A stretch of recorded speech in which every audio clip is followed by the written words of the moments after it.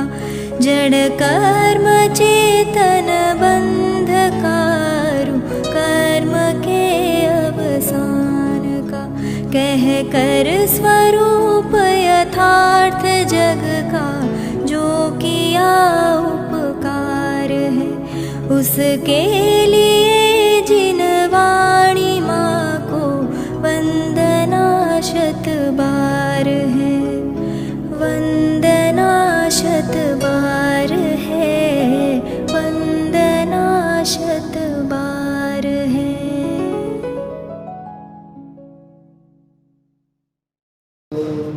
मंगलम गौतमोर्वणि मंगलम कुंद कुंदार्यो जैन धर्मोस्तु मंगलम सर्वमंगल मांगल्यम सर्वकल्याणकारकम प्रधानम सर्वधर्माणां जैनं जयतु शासनम, जैनं जयतु शासनम।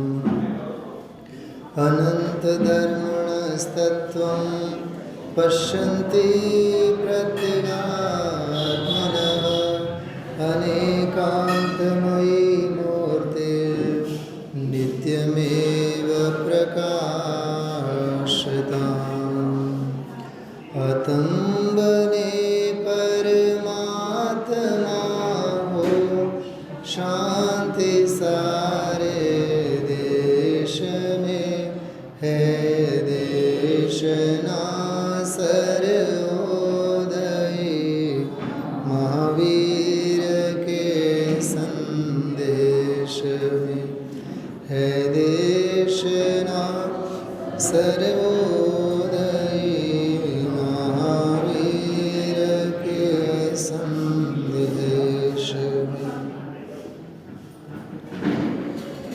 सर्वप्राचीन सिद्धचक्र महामंडल विधान के रचयिता कवि संतलाल जी की रचना हम आप लोग आज के स्वाध्याय का मंगलमय प्रारंभ इस स्तुति से करते हैं। आप सभी को लगभग ये कंठस्थ ही है। वीर हिमाचलते निकसे गुरु गौतम के मुख कुंड ढरी है, मोहमाचल वेद चले जग की जड़ता तप दूर करी है, ज्ञान पयो निधि माहिरले बहुभंग तरंगनि सोचरी है, ता शुचि शारद अंगन दे प्रतिमंजुली कर शीश धरी है, या जग मंदिर में अनिवार अज्ञान अंधेर छयो अति भारी, श्री जिनकी धुन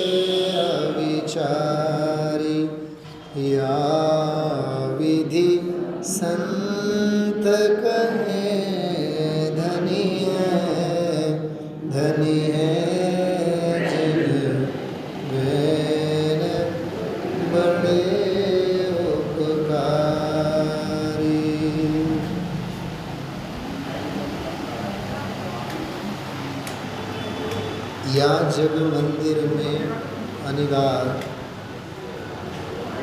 अज्ञान अंधेर छयो अति भारी। श्री जिनकी धुनि दीप शिखा सम, जो नहीं होत प्रकाशन हारी।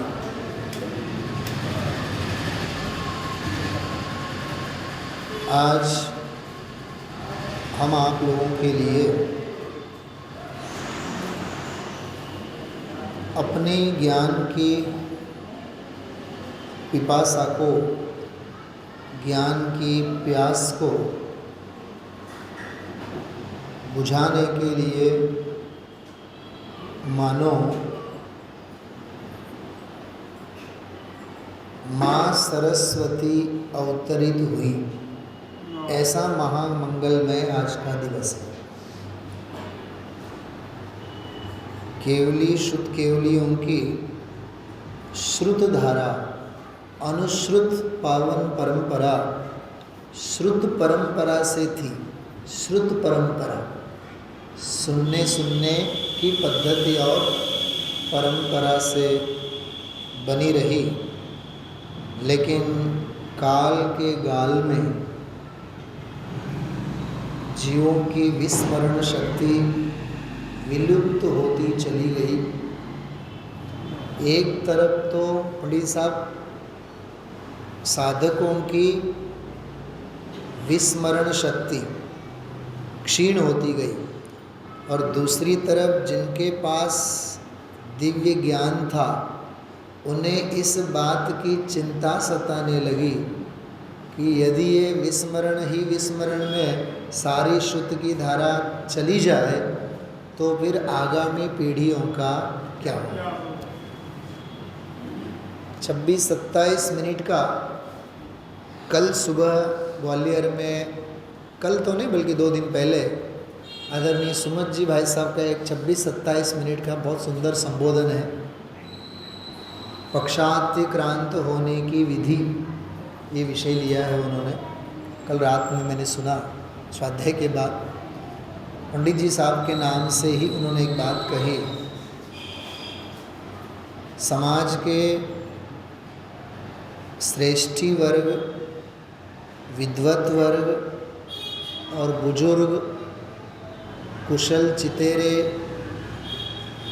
यदि अपनी आगामी पीढ़ी के लिए संस्कार शिविर और इन शिविरों का आयोजन यदि नहीं करते हैं तो ये उनका ही दोष है। लेकिन ऐसे आयोजन होने के बावजूद भी समाज के हर वर्ग, बच्चों से लेकर के बूढ़ों तक लाभान्वित नहीं होते हैं, ये उनका दुर्भाग्य है। 2 बातें हुई, आयोजकों की तरफ से उनका दोष और लाभान्वित जो होना चाहिए, जिन्हें लाभ लेना चाहिए, उनका अहो, इन बातों की हमें खबर ही नहीं थी। ऐसे अहोभाव ला करके लाभ लेने वाले महाभाग्यशाली। और बेटा बोलोगी पंडित जी तो मुट्ठी है, नहीं, हम हमारी मुट्ठी नहीं कह रहे हैं, हम पंडित टोडरमल जी की बात कर रहे हैं। अनुभव मात्र चिंतामणि रत्न मिले, किसी बड़े दरिद्री को अनुभव मात्र चिंतामणि रत्न मिले और वह अनुभव न करे, क्या लिखा है आगे? 1 मिनट, क्या बोला? दुर्भाग्य नहीं, दुर्भाग्य नहीं, उसके अभाग्य की महिमा हमसे तो नहीं कही जा सकती। हमने तो राजकोट में ऐसे कई बार स्वाध्याय लिए हैं। भाग्य, सौभाग्य, दुर्भाग्य और अभाग्य, ये सब डिफरेंस है इनमें। भाग्यशालियों के तो ढेर सारे मिलेंगे भाग्यशाली, अहो भाग्यशाली कितने, हाँ बराबर। भाग्यशाली तो भीड़, सारी की सारी भीड़ भाग्यशाली है, लेकिन भगवान के मार्ग में टिके रहने वाले और उस तत्व ज्ञान का प्राशन करने वाले सौभाग्यशाली होते हैं। हाँ, और जिन्हें ये शब्द कान में सुनने के लिए ही नहीं मिले वे दुर्भागी हैं। मिलने के बावजूद भी जो सुनते नहीं हैं वे अभागी हैं। तो टोडरमल जी साहब ने शब्द का प्रयोग किया है, उनके अभाग्य की महिमा। रत्न तो है ना, तो अनुभव करो ना। हाँ, ऐसा है। असल में बड़े पंडित जी साहब की भाषा में कहें, जीव को ज्ञान की प्यास ही नहीं है। अंदर में जो आवश्यकता प्रतिभासित होनी चाहिए वो है ही नहीं। इसलिए कवि संतलाल जी ने कितनी करुणता से बात कही, या जग मंदिर में अनिवार्य मतलब जिसका निवारण करना नामुमकिन है, ऐसा अज्ञान रूपी अंधेरा छाया हुआ है। ऐसे में श्री जिनकी ध्वनि, वाह, ये श्री जिनकी, जिनेंद्र भगवंतों की जो ध्वनि है ये दीप शिखा की भांति। क्योंकि दीप शिखा, वो दिवेट होते हैं ना जो शादी के दिनों में पहले हाथ में ले करके डंडे कपड़ा लगा रहता था, फिर उसके ऊपर तेल डाले और वो जैसे जैसे आगे जाए, जिसके जिसके सामने जाए उसका मुख प्रफुल्लित तो होवे। मेघदूत है कवि कालिदास की रचना, उसमें दीप शिखा का सुंदर रूपक उसने कवि ने वहाँ दिया है। वो इंदुमती वर्णन का जो प्रकरण आता है ना, वो जैसे जैसे आगे बढ़ती हैं वैसे वैसे वो कैसे बढ़ते, दीप शिखाओ शिखैव रात्रो, मानो सारे राजा उस राजकन्या के बिना अमास अंधेरे से छाए हुए हैं, और वो जिसके जिसके सामने जा कर के खड़ी रहती हैं ऐसा लगता है कि दीप शिखा आकर के खड़ी हो गई, तो वहाँ उसका रोशन पूरा का पूरा चेहरा। ऐसे जिसके जीवन में जिनवानी रूपी दीप शिखा है उसका जीवन प्रकाशित, और जिसके जीवन में ये जिनवाणी नहीं है, हाँ लिखा आगे, जो नहीं होत प्रकाशन हारी, तो किस भांति पदार्थ पाति, कहाँ रहते अविचारी। आइए वैसे कि तो किस भांति पदार्थ पांति, कुर्सी देखो यहाँ बैठे वैसे मंच पर, तो किस भांति पदार्थ पांति, कहाँ रहते अविचारी। शब्द का प्रयोग देखिए, ये अविचारी अज्ञानी जीव कहाँ रहते, इसका थोड़ा सा दूसरा अर्थ भी है। मोक्ष मार्ग में विचरण तो करना चाहते हैं, लेकिन उन अबुद्ध जीवों को मार्ग पथ प्रदर्शक कोई है नहीं, इसलिए वे अविचारी बने हैं। बाकी तो दुनिया के अनंत जीव ऐसे हैं जो निर्विचारी हैं। अरविंद जी, निर्विचारी हैं, कोई विचार नहीं है। तो ऐसे जो अविचारी, एक शास्त्र में लिखा है, जड़ जो होता है वो अविचारी होता है। जड़ को विचार आते हैं। अनुभव प्रकाश में है, पंडित दीपचंद जी कासलीवाल साहब ने एक बहुत सुंदर, जैसे वो बड़ी चम्मच होती है ना, बड़ी चमची से जो खीर जिससे अपन परोसते हैं, उसका उदाहरण दिया। वो सारा दिन वो कढ़ाई में ही पड़ी रहेगी और सारी दुनिया को कटोरी भर भर करके खीर पिलाएगी, लेकिन खुद एक बूंद भी नहीं पिएगी। ऐसा उदाहरण दिया। अविचारी, ऐसे अविचारी जीवों को कौन मार्ग दिखाएगा। या विधि संत कहे धनी है जिन वैन बड़े उपकारी। ऐसा महान धन्य दिवस, बहुत लंबी कथा, बहुत सारी चर्चा इसके ऊपर, हम आप लोग भी कर सकते हैं चिंतन मनन। अभी 2 घंटे से तो अपन लोग पूरा का पूरा श्रुतस्कंद विधान ही कर रहे थे। मैं 2-3 बातें आप लोगों को इसके आधार से भी बताना चाहूँगा। आप लोग ज़रूर ये पुस्तक साथ में लेके बैठिएगा, बराबर। 5-10 मिनट बाद में आपको इसमें आऊँगा। आगम की गलियारों में अध्यात्म कैसा छुपा है। षटखंडागम तो आगम शैली का है ना शास्त्र तो, लेकिन इसमें अध्यात्म कैसा छुपा है उसकी अपन बात लेंगे थोड़ी देर। जैसे अपन कहते हैं श्रुत पंचमी, श्रुत पंचमी श्वेतांबरों में, वहाँ गुजरात में ज्ञान पंचमी के रूप में मनाते हैं। श्रुत पंचमी अपनी बात करते हैं अपन। श्रुत, जैसे मैंने अभी 5-7 मिनट पहले बात की, पहले कर्ण परंपरा थी, सुनने भर की पद्धति थी, याद रह जाते थे। तो श्रुत पंचमी में श्रुत शब्द जो हैं उसके 3 अर्थ याद रखना, याद रखने जैसे। पहला अर्थ तो सामान्य है, सुनना, श्रवण करना। श्रुत मतलब सुनना, ये सामान्य अर्थ है। दूसरा अर्थ है श्रुत मतलब जो क्षयोपशम रूप जो श्रुतक ज्ञान है उसको भी श्रुत कहते हैं। श्रुतक ज्ञान जो है उसे भी श्रुत कहते हैं। तीसरा अर्थ बहुत सुंदर धौला जी में आता है, श्रुत्वा अवधारणम श्रुतम। क्या कहा विकास जी? श्रुत्वा अवधारणम श्रुतम, सुन करके जो अवधारण करना उसका नाम श्रुत है।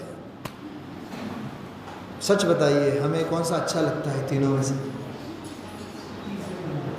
सुन भर लेना पहला वाला, हाँ, सुनने की सामान्य क्रिया सुनना वो श्रुत है, और क्षयोपशम ज्ञान है वो भी श्रुत है। और श्रुत्वा अवधारणम, सुन करके, पंडित साहब की भाषा में कहें तो कि सुनते सुनते सुनने का भाव, क्या कहा? गायक गायक रटते रटते, अरे सुनते सुनते सुनने के भाव ही, मतलब श्रोतापना ही अस्त को पावे, उसका नाम श्रुत। ऐसी श्रुत पंचमी अपने जीवन में करवाए, हाँ, कि जिनवानी भर मंडल के ऊपर रखें, घर ले जाएं, भेंट के रूप में 10-20 हज़ार खर्च कर देवे। अरे ये तो एक आयोजन परक श्रुत पंचमी है। उसका आध्यात्मिक पक्ष तो ये है, श्रुत्वा अवधारणम श्रुतम, सुन करके अवधारण करना। गुरुदेव श्री एक बहुत बढ़िया बात करते थे, अरविंद जी, मुझे बड़ी अच्छी लगती है, अवग्रह इहा अवाय और। तो गुरुदेव श्री बोलते थे, सांभळीने धारणा करी लेवू एनु नाम धर्म नहीं, धारणा कर्या बाद अवधारवू एनु नाम धर्म। मतलब सुन करके केवल धारणा कर लेना, याद कर लेना, रट लेना तोते की भांति, उसका नाम धर्म नहीं है। धारणा के बाद उस धारणा के पक्ष से भी और आगे बढ़ो और अवधारणा करो। निर्णय की बात है, अनुभव की बात है। ये 3 अर्थ खास करके इसके संदर्भ में अपन लोग ध्यान रखें। ठीक है, आगे बढ़ते हैं। थोड़ी गंभीर चर्चा है, साथ साथ में थोड़ा सा कठिन भी लेंगे, थोड़ा सा सामान्य भी लेंगे। जब इसमें अपन आएंगे ना थोड़ी देर में, तो आपको खुल जा सिम सिम, बहुत ज़ोरदार इसमें से बात अपने को, और अपन ने पूरा का पूरा पाठ करके आए हैं। फिर अपन अपने हृदय को देखेंगे, सोचेंगे, टटोलेंगे कि कितना मनोयोग उस पर अपना टिका हुआ था। देखिए, कवि संतलाल जी की सिद्ध चक्र मंडल विधान, उससे पहले 700-800 साल पहले आचार्य शुभचंद्र देव का सिद्ध चक्र, केवल उन्होंने संस्कृत के बीज मंत्र लिखे हैं, और उन बीज मंत्रों का पूरा वो झूम, आज की भाषा में कहे ना, वो झूम वाला सिस्टम, हाँ, तो उसको एक्सपोज किया कवि संतलाल जी ने। फिर पवैया जी का तो कहना ही क्या, न जाने 150-200 सारे विधान बनाए। हमने तो ये विधान, ये पाठ आदरणीय भाई साहब की उंगली पकड़ करके हम लोग सीख पाए साथ में। तो देखिए आप, हमारे विधान पूजन भी स्वाध्याय से कम नहीं है। मैं ये कह रहा हूँ आपसे, हम जब पूजा भी करते हैं, जब अपने को स्वाध्याय भी करना होता है, तब पूजा पाठ भी पढ़ते हैं, विधान भी पढ़ते हैं। कोई पंक्ति ऐसी नहीं होती जिसमें हमारा शास्त्रों का पारायण नहीं होता। बस फर्क इतना, वो गद्य पद्यात्मक स्वाध्याय है, यहाँ गद्यात्मक स्वाध्याय है, बस इतना फर्क है। फिर भी यहाँ भजन भक्ति वगैरह तो पंक्तियाँ अपन गाते ही हैं, तो साहित्य की भाषा में इसको बोलते हैं चंपू काव्य। गद्य काव्य, पद्य काव्य और चंपू काव्य। देखिए धवला जी ने एक बहुत सुंदर गाथा लिखी है, वहाँ से प्रारंभ करते हैं। क्या लिखा देखो आप। जय उधर सेणना हो, जेण महाकम पयड़ी पाहुड़ सेलो, बुद्धि सिरेण उद्धरिवो, समपिवो उपयंतस्य। देखिए कितनी गंभीरता है। आचार्य लिख रहे हैं, जिन्होंने महाकर्म प्रकृति प्रावृत रूपी शैल का, महाकर्म प्रकृति प्रावृत रूपी शैल का अपने बुद्धि रूपी सिर से उद्धार किया। क्या कह रहे हैं? अपनी बुद्धि रूपी सिर से। विकास जी, ये रूपक समझने जैसा है। शायद 2-3 दिन पहले एक बात कही थी, छंद था उसमें अपन ने ये बात कही थी उसमें, हाँ, पुरुषाशुद्धिपाई की बात कही थी। आत्मा प्रभावनीयो रत्नत्रय तेजसा सततमेव। फिर कहा था दान, तपो, जिन पूजा, और यदि अपने पास है विद्या। दान, तपो, जिन पूजा, विद्या, तिष्यैश्च जिन धर्म। समझ लीजिए अर्थ दान, अपन चारों दानों में अपन कहें कि भाई आयोजन होते हैं तो दान की बात, बरोबर। चलो पैसा नहीं है दान देने के लिए, लेकिन विद्या, ज्ञान, संस्कार तो है ना। और 4 दानों में श्रेष्ठ दान कौन सा है? गजब की बात है। 4 दानों में एक छोटे दादा एक बहुत बढ़िया बात, अभी मतलब विदा लेने से पहले 1-2 साल पहले ही उन्होंने एक बड़ी बात कही, बड़ा आनंद आया। ऑनलाइन स्वाध्याय चल रहे थे, बोले कि बड़े बड़े सेठियों को तो बड़ी बड़ी सभाओं में माला पहना करके स्वागत करते हो, जिन्होंने अर्थ दान किया, जिस अर्थ दान का कोई शास्त्रों में नामो निशान नहीं है। और हम सारी जिंदगी ज्ञान दान दे रहे हैं। क्या महत्व किसका है? महत्व तो उस दिव्य ज्ञान का है। हाँ, इसलिए यहाँ कह रहे हैं देखो कि बुद्धि सिरेण उद्धिरो, जिन्होंने अपनी बुद्धि रूपी सिर से उद्धार किया, महाकर्म प्राकृत प्रावृत उस शास्त्र को, करणानियोग के सैद्धांतिक ज्ञान को, और पुष्पदंत आचार्य को समर्पित किया। ऐसे धरसेन आचार्य जयवंत हुए। जयऊ धरसेन ना हो, नाथ शब्द का प्रयोग किया है। अरे ये जैन दर्शन और ये तत्व और ये संस्कार यदि अपने साथ हैं तो सर्वज्ञ भगवान के कारण, जिन शासन के कारण हम सनात हैं, क्या कहा? जिन शासन के कारण हम सनात हैं। और यदि ये तत्व ज्ञान अपने पास नहीं है तो समझ लेना हम जैसे अनाथ इस विश्व में कोई भी नहीं है। समझ में आ रही बात? हाँ, गुजराती में हम लोग एक काव्य बोलते हैं, श्रीमद जी का है वो, सर्वज्ञ नो धर्म सुशरण जानी, आराध्य आराध्य प्रभाव आणी, एना विना। अरे उस सर्वज्ञ के शासन के बिना तुझ अनाथ को कोई सनाथ नहीं बना सकता।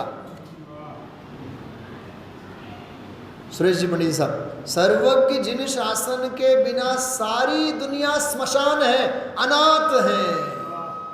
और ये शासन जिसके पास है, ये तत्व ज्ञान जिसके पास है, वो भले ही नरक की भूमि में भी पड़ा हुआ होवे ना, सनात है। ऐसा गौरव इस तत्व और धर्म के प्रति हमें होनी चाहिए। देखिए ज्येष्ठ शुक्ला पंचमी, बराबर, ये पर्व आचार्य पुष्पदंत और आचार्य भूतबली द्वारा षटखंडागम ग्रंथ की लिपिबद्ध रूप रचना पूरी हुई और जो उत्सव अंकलेश्वर में मनाया गया आप सभी जानते हैं। साथ साथ में थोड़ी कषाय पहाड़ वाली भी बात अपन करेंगे, तो धवला और जय धवला दोनों पैरेलल में बात आएगी। फिर तीसरा महाबंध की बात आएगी। बेटा आप लोगों ने तो सुना ही है, अभी पूजा में 6 खंडों के नाम अपन ने याद वहाँ करवाए थे विवेक जी ने। पहला है, अब मैं इसका थोड़ा सा संस्कृत रूप बताना चाहता हूँ, जीवस्थान। क्या कहा? जीवठान। कैसा लगता है? बिल्कुल जैसे कोई साउथ इंडियन भाषा में बात कर रहे हो। जीवठान, हाँ, उसका सॉफ्ट है जीवस्थान। पंडित साहब, ये है आगम, षटखंडागम, लेकिन सबसे पहले जीव की बात है। क्या कहा? षटखंडागम है आगम पद्धति का, फिर भी सबसे पहले जीव की ही कथा। तो कौन कहता है कि षटखंडागम में आत्मा की बात नहीं है, जीव की बात नहीं है? अरे जीव की बात करे उसी का नाम जिनवाणी है, और जिनवाणी जीव के अलावा कोई और बात करती ही नहीं। तो कर्म सिद्धांत की बातें आई है ना, आई है ना, वो इसलिए है तेरे अज्ञान से, अनादि काल से तूने जो कर्म बंध बांधे रखे हैं उनका अभाव करने के लिए तुझे अबद्ध स्पष्ट भगवान आत्मा को जाने बिना दूसरा कोई उपाय नहीं है, ये समझाने के लिए इसको बोलते हैं निमित्त का ज्ञान कराने के लिए। आगम की नींव पर अध्यात्म का महल चढ़ता है। क्या कहा? आगम की नींव पर अध्यात्म का महल चढ़ता है और अनुभव रूपी शिखर खड़ा होता है, और अंदर में से अतीन्द्रिय आनंद रूपी मंगल कलश उछलते रहते हैं। उसका नाम तो जिनवानी और जैन धर्म। समझाई छे? समझ में आ रही बात? यह है उसका रूपक। देखिए क्या कह रहे हैं, जीवस्थान, बराबर। दूसरा है खुद्दा बंद। अब आपको तो प्राकृत शब्द याद हो गए, खुद्दा बंद। तो what is the mean by खुद्दा बंद? हाँ, खुद्दा बंद को कहते हैं क्षुद्रक बंद। क्षुद्रक मतलब संक्षेप, क्षुद्रक मतलब होता है संक्षेप। संक्षेप में बंध व्यवस्था की चर्चा जिसमें है, बराबर। फिर तीसरा तो सरल है, बंध स्वामित्व, किस जीव को कौन से परिणामों से कौन से कर्म बनते हैं इसकी चर्चा। क्षुल्लक वो संक्षेप में लिया है उसको। हाँ, वेदना खंड, बराबर। चौथा है वेदना। अरे किन कर्म परिणामों से कर्म बंधे हैं और किन कर्मों को वेदने के लिए जीव बाध्य है, इस एंगल से वेदना खंड की चर्चा आती है। मैं अभी धवला की भी बात करूंगा इसके साथ साथ। फिर है पांचवा वर्गणा खंड, बराबर। वर्गणा 23 प्रकार की वर्गणाओं का विस्तार जो है वर्गणा खंड में आता है। अब देखिए गजब की बात, महाबंध 5 खंड एक तरफ और वो महाबंध एक तरफ। महाबंध वो स्वयं ही महाबंध, वो टीका भी है, ग्रंथ भी है, जो भी कहो आप, बराबर। अच्छा, आचार्य गुणधर आचार्य एक वे समकालीन भी कहा जाता है, अथवा कुछ एक काल पहले उन्होंने कषाय पाहुड़ की रचना, कषाय प्रावृत नाम है उसका। उसका मूल में पेज दोष पाहुड़ के वे ज्ञाता थे। पेज मतलब प्रेय, राग, और दोष मतलब द्वेष। अरविंद जी, पेज दोष पाहुड़ उसके वे ज्ञाता थे। वो ज्ञान प्रवाद पूर्व की ही 10वीं वस्तु के तीसरे प्रावृत उसका नाम है, उसके वे ज्ञाता थे। कषाय प्रावृत की उन्होंने रचना की। देखो, केवल और केवल 180 गाथा प्रमाण रचना है ये कषाय प्रावृत जो है, और उसके ऊपर 6000 श्लोक प्रमाण चूर्णी सूत्र की रचना यति वृषभ आचार्य ने की है। और उसके बाद एक उच्चारण आचार्य भी हुए, उन्होंने 12000 गाथा प्रमाण उसकी व्याख्या की है। तो कोई 180 श्लोकों में से किसने क्या क्या निकाला।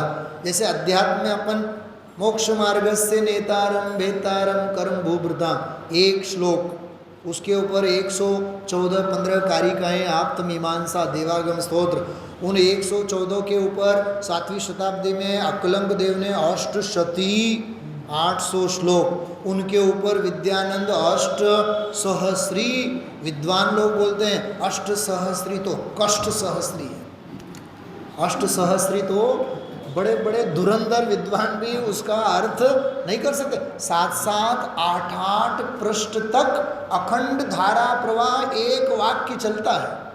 संधि कहाँ उसको अलग करना, कहाँ समास बनाते हैं, कहाँ वाक्य बनाना, कौन सा नाम सर्वनाम, कौन सा विशेषण, कौन सा क्रियापद, पता ही नहीं चले। ऐसा अष्ट सहस्री वाला ग्रंथ है। तो एक श्लोक में से कितना क्या निकला। ऐसे यहाँ कहते हैं कि कषाय परावृत की टीकाएँ आचार्य आर्यवंशु, नागहस्ती, यतिवृषभाचार्य और फिर जाकर के कषाय पाहुड़ के ऊपर 16 ग्रंथों की रचना हुई, जिनका नाम है जय धौला। धौला की बात नहीं कर रहा हूँ मैं अभी, जय धौला, कषाय परावृत के ऊपर जय धौला। भाई साहब अभी राजकोट में एक बार 7-8-10 दिन तक ईश्रुत परंपरा का स्वाध्याय लिया था, तो एक बहुत बढ़िया बात आई। षट खंडागम जो है ना, वो द्रव्य कर्म का सारा कच्चा चिट्टा हमें, षट खंडागम की परंपरा जो है वो द्रव्य कर्म का इतिहास सुनाती है। और कषाय प्रावृत जो है वो कषाय प्रावृत केवल और केवल राग द्वेष भाव कर्म के अलावा उसमें और कोई विषय ही नहीं है। 16 के 16 भागों में, अरे ग्रंथ 16 है, नाम सुनकर के आश्चर्य लगता है। बंद अधिकार में तो कहा है तेरे अध्यवसान भाव जो अकिंचित कर हैं, वे अकिंचित कर ऐसे अध्यवसान के भाव कितने हैं, असंख्यात लोक प्रमाण। तो अभी तो अपने को 14-16 ग्रंथों के नाम सुनकर के लगता है हो हाँ, वो तो लिपिबद्ध की बात है। यहाँ भाव भाषण में तो न जाने कितना कितना अंदर में पड़ा हुआ है, बराबर। तो कषाय प्रावृत के ऊपर जय धौला आदि के कार्य हुए। षट खंडागम जो है, थोड़ा सा उसके बारे में भी महिमा हम आप लोगों को सुनने जैसी हैं। आचार्य कुंद देव ने 3 खंडों के ऊपर परिकर्म नाम की एक टीका लिखी है। परिकर्म नाम की टीका आज हमें वो उपलब्ध नहीं होता है, बराबर। आचार्य श्याम कुंड नाम के एक आचार्य हुए कुछ काल बाद, उन्होंने 5 खंडों के ऊपर टीका लिखी। एक साउथ दक्षिण भारत के थे लगभग ये सभी आचार्य, तुम्बुलूर नाम है उनका, तुम्बुलूर नाम के आचार्य हुए। उन्होंने 6 खंडों के ऊपर बहुत सुंदर टीका लिखी, ये सब उपलब्ध हैं। समंतभद्र आचार्य ने एक टीका लिखी, बच्चों के कार्यक्रम में यहाँ वो चित्रों में बताया था। गंध हस्ती महा है ना, गंध हस्ती महाभाष्य उसकी रचना। और एक बप्प देव भी हुए, उन्होंने भी 6 खंडों के ऊपर रचना की।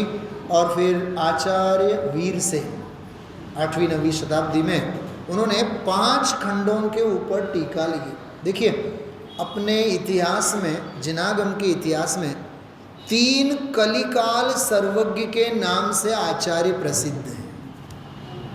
3 आचार्य, एक तो आचार्य कुंद तो है ही कलिकाल सर्वज्ञ के रूप में।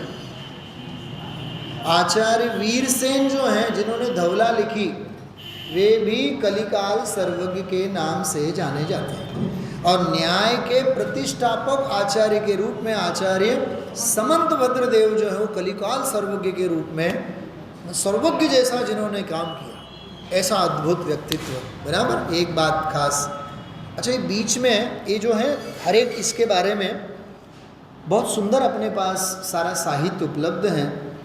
6 खंडों में से जैसे धवला की जो टीका है, कौन सा खंड कितने भाग में, अब वो समय का अभाव है इसलिए मैं उसकी चर्चा यहाँ करना नहीं चाहूँगा। बाकी तो आप लोगों ने इसका सारा इतिहास सुना है। लगभग ये सारा का सारा जो धवला, जय धवला जो अपने पास सामने आए, इसके लिए एक बहुत लंबी यात्रा, और कोई भी है ना अच्छा काम होना होता है, शुभे खलु विघ्नाः, अच्छे कामों में हमेशा 100 विघ्न होते हैं। देखिए 1883 से 1883 से लेकर के 1988 तक 105 साल की यात्रा।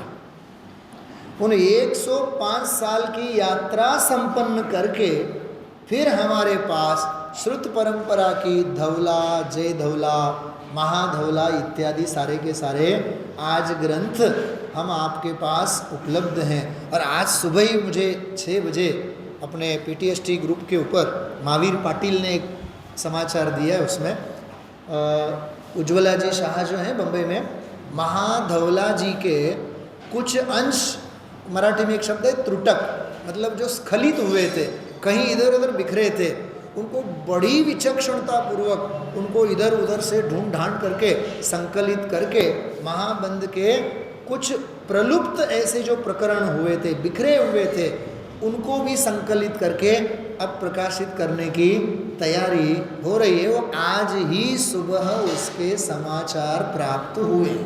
इससे बढ़िया और समाचार हम आप लोगों के लिए क्या हो सकता है।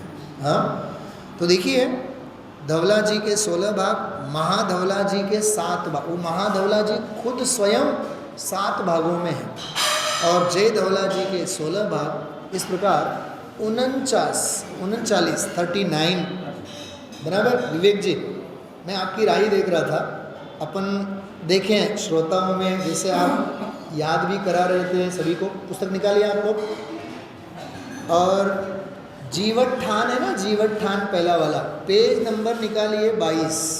मैं केवल आप लोगों को 6 खंड से संबंधित 6 दोहे और 4 अनुयोगों से संबंधित 4 दोहे, केवल 10 दोहों की तरफ 5 से 7 मिनट में अपन ध्यान आकर्षित करके आगे बढ़ने वाले हैं। बहुत एकाग्रता से सुनना।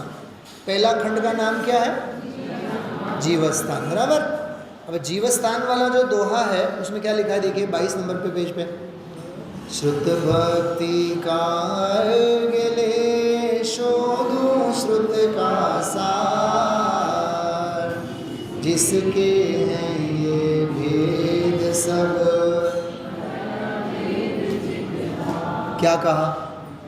अरे गुणस्थान मार्गणास्थान जितने जो भी भेदकृत जीव की चर्चाएं हैं, 14 गुणस्थान, 14 मार्गणास्थान, 14 जीव समास, कहते हैं ये तो सब भेद हैं, और इन भेदों से पार अभेद चैतन्य जो हैं, उस चैतन्य को मैं धारण करता हूँ। अभय भाई साहब, अनिल जी भाई साहब, अभय जी, इसमें चित्तधार जो शब्द का प्रयोग किया ना, उसमें कर्ता कर्म अधिकार में एक कलश में लिखा है, आत्मा उसे कहते हैं जो चित्त को धारण करता है। मूल कलश में है चित्त धार, चैतन्य, चैतन्य के अलावा कुछ है ही नहीं। वही भावना यहाँ जीवस्थान में। षटखंडागम है, आगम शैली है, विस्तार है आगम का, लेकिन उसमें से चैतन्य स्वभावी आत्मा को समझने की बात। दूसरा खंड का नाम क्या है? शुद्रग्बंध, बराबर। अब इसमें क्या निकाला देखो, अध्यात्म कैसा मक्खन निकाला है। श्रुत भक्ति का गेले शोधु श्रुत का सार, मैं अबद्ध स्पृष्ट हूँ पद अनर्घ्य। अरे हम तो एक खुद्दा बंद षटखंडा में पढ़ रहे हैं पंडित साहब, आप 14वीं और 15वीं गाथा को याद दिला रहे, क्योंकि आगम उसे कहते हैं जिस आगम के हर शब्द शब्द में से अध्यात्म खड़ा होना चाहिए। बात समझ में आ रही है? अबद्ध स्पष्ट भगवान आत्मा, ये निकालो उसमें से, बराबर। तीसरा बंध स्वामित्व। अब देखो किस जीव को कौन से कर्म बंधेंगे, कौन सा जीव कैसा परिणाम करेगा, किन किन गुणस्थानों में किन किन प्रकार के कर्मों को बंधेगा, ये बंध स्वामित्व वाली बात। इसमें क्या निकाले देखो, शुद्ध भक्ति का गेले शोधु श्रुत का सार, मैं अबद्ध स्पष्ट हूँ पद अनर्घ्य। इसमें भी निकाला अबद्ध स्पष्ट, ये अध्यात्म है उसे।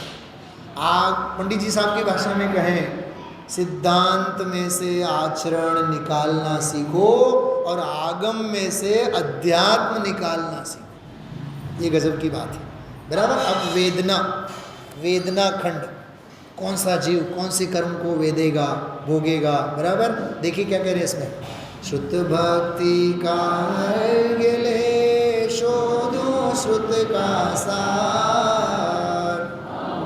जोर से बोलिए, अहो अवेदक में सदा।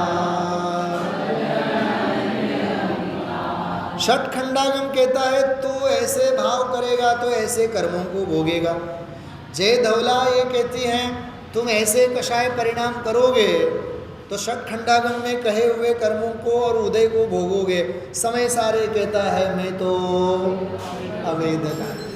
मतलब ये देखो आप, षटखंडागम आगम की परंपरा में से अध्यात्म का मक्खन, बराबर। अवेदक एक तरफ वेदना खंड, तीन खंड हैं धवला जी के, उसमें आगे बढ़िए। कौन सा है? वर्गणा, बराबर। 23 प्रकार की वर्गणा। अब देखिए इसमें क्या कहते हैं, शुद्ध भक्ति का गेले शोधो श्रुत का सार, मैं चिन्मय निष्कर्म पद अनर्घ्य। अरे मैं तो अनादि निधन चिन्मय निष्कर्म हूँ, बराबर। मैं ऐसा निष्कर्म स्वभावी भगवान आत्मा हूँ। इसलिए हमारी जो पूजाएं है ना, ये अध्यात्म की बहती गंगा है, सिद्धांत की सरस्वती है। हाँ, भक्ति की गंगा, अध्यात्म की गंगा, भक्ति की यमुना और सिद्धांत की सरस्वती, त्रिवेणी संगम है। अब देखिए महाबंध, अब महाबंध 7 ग्रंथ, बराबर। हो यहाँ क्या करे देखो, शुद्ध भक्ति का गेले शोधो श्रुत का सार, मैं चेतन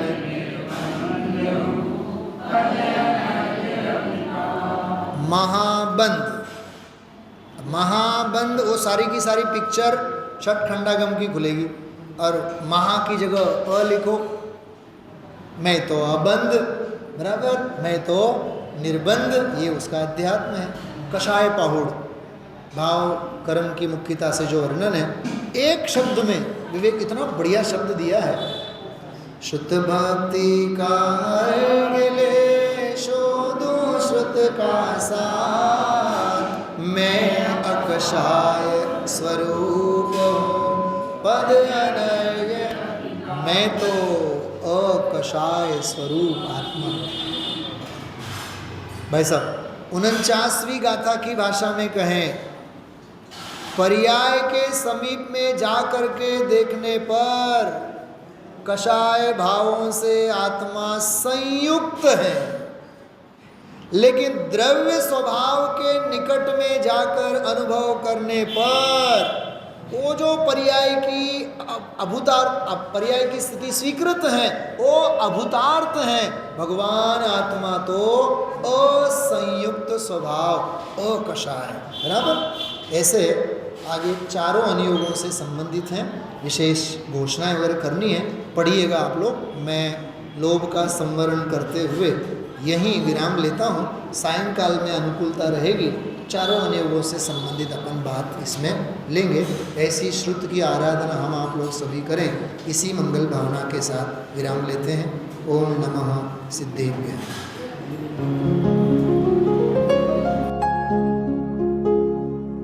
निज निधि निज में बताए, यह अनंत उपकार है उसके लिए जिन वाणी माँ को वंदना शत बार है, वंदना शत बार है, वंदना शत बार है।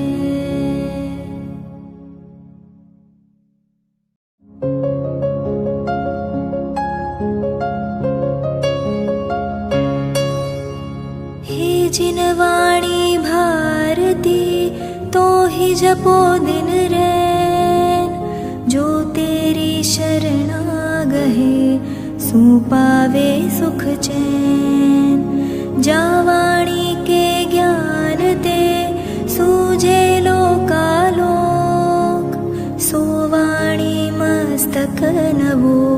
सदा देत हो ढोक, सदा देत हो